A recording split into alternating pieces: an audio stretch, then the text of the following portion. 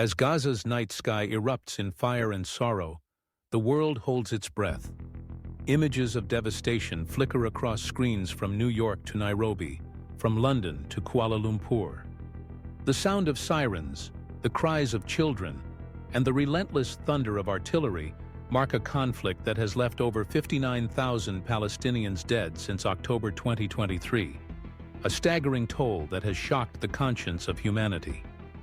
But as the bombs fall, another battle is being waged not with bullets, but with words, evidence, and the full weight of international law. In December 2023, a nation shaped by its own struggle against oppression took center stage. South Africa, invoking its legacy of resistance to apartheid, strode into the halls of the International Court of Justice in The Hague. Their charge was grave, their words unflinching. Israel, led by Prime Minister Benjamin Netanyahu, stands accused of genocide in Gaza. The evidence, they argued, was written in the ruins of homes, the shattered schools, the long lines at makeshift hospitals. They spoke not only for their own people, but for a world haunted by memories of past atrocities, a world that had once sworn never again. "We cannot be silent. This is a violation of the Genocide Convention," declared South Africa's legal team, their voices echoing in the solemn halls of international justice. It was a call that reverberated far beyond The Hague. Within weeks, a wave of solidarity swept across continents. Brazil, Latin America's largest democracy, joined the case in 2025. "Gaza has become a cemetery of children," said Brazil's foreign minister, her voice breaking as she recounted the stories of families destroyed. Malaysia, too, denounced what it called genocidal intent, while Turkey's President Erdogan thundered before the United Nations, accusing Netanyahu of crimes against humanity. Pakistan, Namibia, Libya all added their names to the growing chorus, demanding accountability and an end to impunity. The outrage was not confined to courtrooms and parliaments. In capitals across the Arab and Muslim world, leaders and ordinary citizens alike condemned the devastation in Gaza. From Cairo's bustling squares to Jakarta's sprawling mosques, the message was clear and united. Iran called it genocide, backed by American firepower. Qatar labeled it a modern-day massacre, and Saudi Arabia insisted a genocidal campaign must be stopped. Indonesia, Iraq, Tunisia, Algeria, Egypt, each echoed the same chilling word: genocide. In Latin America, the language was no less forceful. Cuba declared it a flagrant genocide. Venezuela's government, invoking memories of the 20th century's darkest chapters, called Israel's actions a modern-day Holocaust. Bolivia went even further, cutting diplomatic ties and branding the war a crime against humanity. Across the region, fiery speeches and impassioned protests filled the air, the people of Havana, Caracas, and La Paz demanding justice for Gaza. Yet the heart of the conflict was no longer only on the battered streets of Gaza. It now pulsed in the corridors of international justice. The Hague became the new battleground, as legal teams amassed mountains of evidence. Civilian casualty lists, intercepted military orders, and harrowing footage of indiscriminate bombings. The charge was chilling in its specificity: violations of the 1948 Genocide Convention with intent to destroy, in whole or in part, a national, ethnical, racial, or religious group.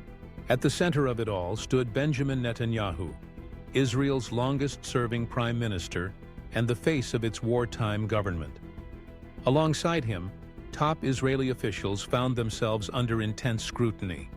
The world watched as the International Criminal Court issued arrest warrants in November 2024 for Netanyahu and former Defense Minister Yoav Gallant, accusing them of crimes against humanity tied directly to the Gaza conflict. Belgian prosecutors, in a historic move, questioned 2 Israeli soldiers in July 2025, marking the first time Israeli military personnel have faced European investigators for alleged war crimes in Gaza.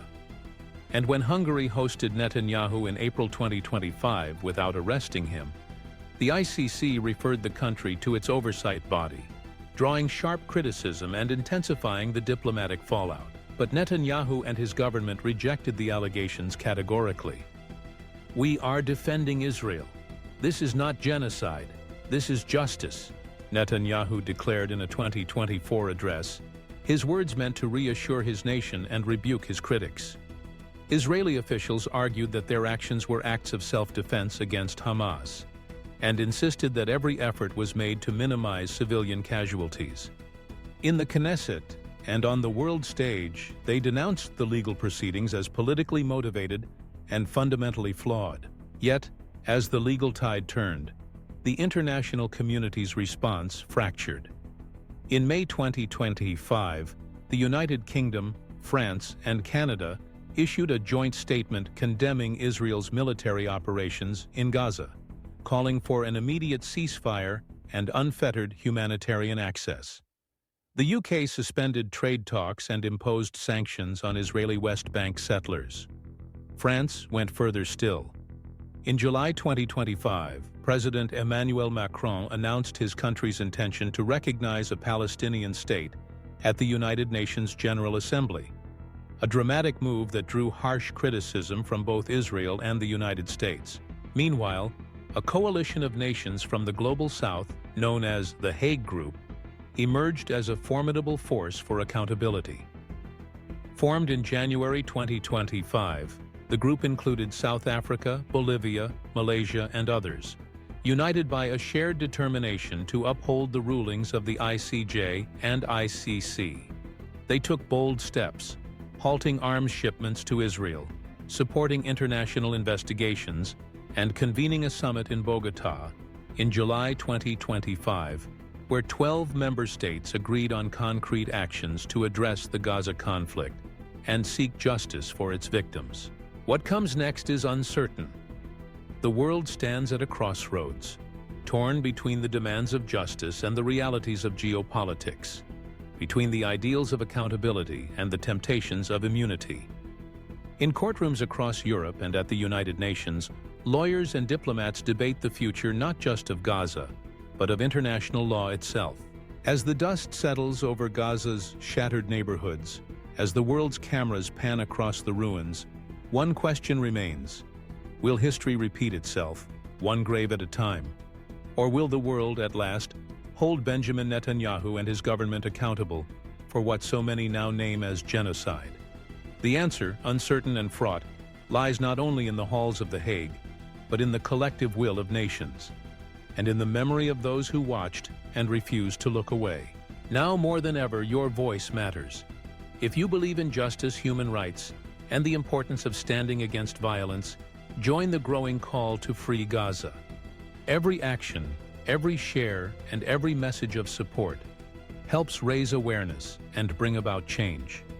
By supporting this channel, you're amplifying critical stories and empowering advocacy for those who need it most. Together, we can make a difference and strive for a future grounded in peace and dignity for all.